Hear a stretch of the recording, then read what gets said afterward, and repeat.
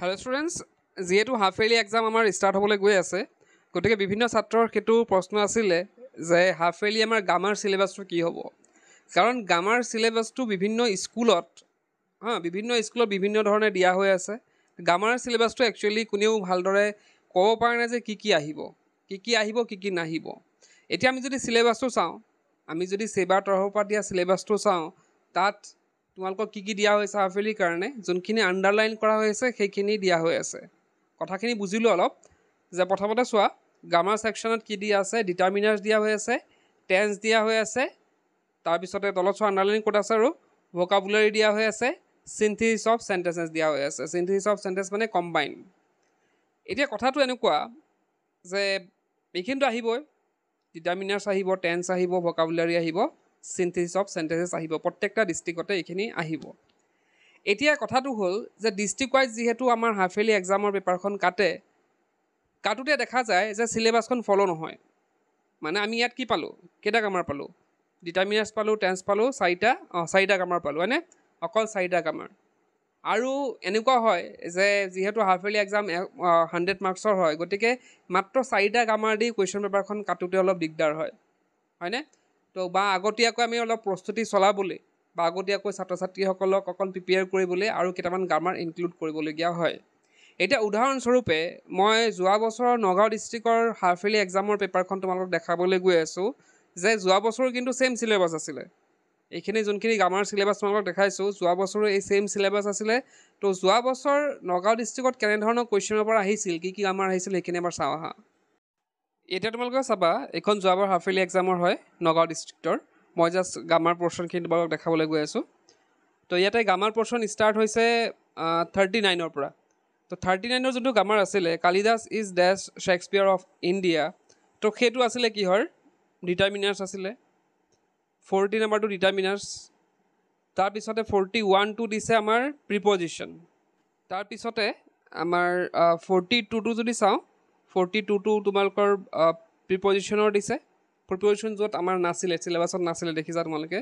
43 আমাৰ দিছে ভোকাবুলাৰীৰ পৰা, he could not shine in life as he was. তো ইয়াতে অপশ্যনখিনি দিয়া হৈ আছে, সেইখিনি দিছে ক'ৰ পৰা, ভোকাবুলাৰীৰ পৰা দিছে। আৰু 44টো চোৱা ক'ৰ পৰা দিছে, নেৰেশ্যনৰ পৰা দিছে। ঠিক তেনেদৰে 45টো চোৱা, 45টো ক'ৰ পৰা দিছে, ভইচৰ পৰা দিছে। এতিয়া তলত যদি চোৱা 4 নম্বৰ চোৱা, 4 নম্বৰটো চোৱা, কাৰেক্টেজ কৰিব দিছে, সেইটো চিলেবাছত আছিলে। কম্বাইন কৰিব দিছে, সেইটো চিলেবাছত আছিলে। তো এইকেইটা আহিছিল গ্ৰামাৰ। তো আমি কি পালোঁ যে এক্সট্ৰা কি কি আহিলে, আমাৰ নেৰেশ্যন আহিলে, ভইচ আহিলে, প্ৰিপজিশ্যন আহিলে, হয়নে? তো সেইখিনি কি আছিলে আমাৰ এক্সট্ৰা। এতিয়া ইয়াতে প্ৰশ্নটো হ'ল যে আমি এতিয়া কি কৰোঁ, যিহেতু হাফ ইয়াৰলি চিলেবাছ দিয়া হৈছে, ছেবাৰ মতে যোনখন দিয়া হৈছে সেইখন ফ'ল' হোৱা নাই, আমি দেখিছোঁ। তো অকল নগাঁও ডিষ্ট্ৰিক্ট বুলি নহয়, বিভিন্ন ডিষ্ট্ৰিক্টত এইটো প্ৰব্লেম আছে যে তেওঁলোকে যোনটো চিলেবাছ আছে তাতকৈ অলপ বেছিকৈ গ্ৰামাৰ দিয়া দেখা পোৱা যায়। গতিকে মই তোমালোকক এটা এডভাইচ কৰিম যে তোমালোকে নিজৰ ডিষ্ট্ৰিক্টৰ যোৱাবাৰৰ হাফ ইয়াৰলি কুৱেশ্যন পেপাৰখন তোমালোকে এবাৰ চোৱা। যোৱাবাৰৰ হাফ ইয়াৰলি কুৱেশ্যন পেপাৰখন এবাৰ চোৱা। তো তাত চোৱা যে তাত তোমালোকৰ কি ধৰণৰ আহিছিলে কুৱেশ্যন, চিলেবাছখন ফ'ল' কৰা হৈছিল নে চিলেবাছৰ বাহিৰৰ কিবা গ্ৰামাৰ তাত দিয়া হৈছিল, সেইটো যদি এবাৰ চাই লোৱা তোমালোকে, তো সেইটো পেটাৰ্ণতে আহিব ধৰা।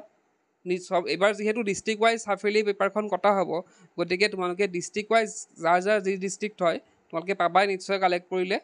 যোৱা বছৰ কোনোবা ছিনিয়ৰ্ছ আছে যদি সিহঁতৰ পৰা পাই যাবা। তো হাফ ইয়াৰলি এক্সাম পেপাৰখন কালেক্ট কৰিবলৈ ট্ৰাই কৰা, আৰু তাত চোৱা তোমালোকে যে কি কি আহিছিল গ্ৰামাৰ, আৰু সেই গ্ৰামাৰখিনি তোমালোকে ট্ৰাই কৰা। সেই গ্ৰামাৰখিনিৰ কাৰণে তোমালোকে প্ৰিপেয়াৰ কৰি যোৱা, কাৰণ চিলেবাছ চাই লাভ নাই, তোমালোকে গম পালাই। গতিকে নিজৰ প্ৰিভিয়াছ ইয়েৰ কুৱেশ্যন পেপাৰখন এবাৰ চাবা। আৰু এটা কথা ইয়াতে যে আমাৰ যদি ইয়াত চোৱা ৰাইটিং স্কিলৰ ৰাইটিং স্কিলৰ ইয়াত চোৱা ষ্ট'ৰী ৰাইটিং আৰু লেটাৰ ৰাইটিং দিয়া হৈ আছে। কিন্তু তোমালোকে যদি চোৱা যোৱা বছৰৰ এইখন চোৱা, নগাঁও ডিষ্ট্ৰিক্টৰ দেখাইছোঁ মই। তো যোৱা বছৰ কিন্তু সেইটো ৰাইটিং যোনটো ছেকশ্যনৰ যোনটো চিলেবাছ সেইটো ফ'ল' কৰা হোৱা নাছিলে। তো ইয়াতে চোৱা লেটাৰো দিয়া হৈছিলে, ৰিপৰ্টো দিয়া হৈছিলে, তাৰপিছতে আমাৰ এছেও দিয়া হৈছিলে আৰু ষ্ট'ৰী ৰাইটিঙো দিয়া হৈছিলে, 4টাই দিয়া হৈছিলে। কিন্তু আমাৰ চিলেবাছত কি আছে, ষ্ট'ৰী ৰাইটিং আৰু লেটাৰ ৰাইটিং আছে, গতিকে 4টাই দিয়া হৈছে।